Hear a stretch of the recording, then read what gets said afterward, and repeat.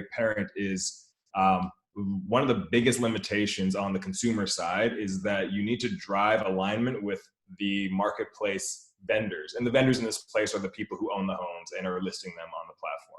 HomeAway is an Airbnb competitor for anybody who doesn't know what it is. It's essentially, it's like maybe 15-20% smaller than Airbnb as far as volume on the platform. So it's a global marketplace owned by Expedia. But the biggest issue there is that your the customers on the platform can only really benefit from the platform as much as there is alignment with the vendors there. And that's something that I've seen at HomeAway, and I also see at Elliot with the vendors, with the marketplaces on our platform, is that a marketplace owner needs to drive or needs to own the relationship with the vendors and make sure that they put in the sensible penalties and guidelines for not fulfilling their end of the bargain. So if an order comes in but the vendor doesn't fulfill the order within 3 days, there should be a penalty there.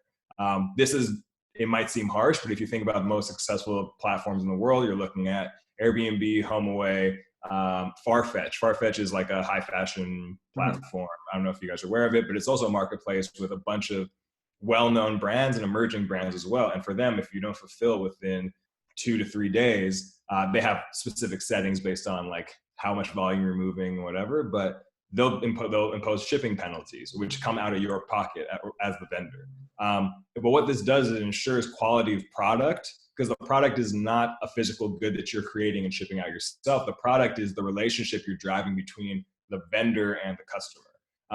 And that's really the biggest challenge is a lot of vendor relationships with marketplaces are personal relationships, but having to realize that your business is dependent on almost abstracting out the personal relationship from the business relationship there. Because how do you build, how do you get certain companies onto your platform? You have to go reach out to them. You have to convince them. You have to give so there's a lot of personal heavy lift there. But then after that, it's saying, here is the set of rules that are standardized across the marketplace for everybody.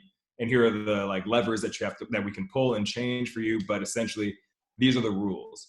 And that is the same way that I would assume starting a company with your co-founder, you sign contracts, and that protects your relationship with your co-founder by having clear guidelines about how you're going to engage with each other. This is the same thing that you should do in marketplace. So that's a big thing I've seen, at least, and obviously there's a lot of other stuff I can talk about on the consumer side, but specifically what I think might be relevant here is making sure that you have good guidelines and sensible penalties in place for if people slip up a little bit, that don't necessarily say, oh, I'm done, I'm off the platform, but encourage them to improve.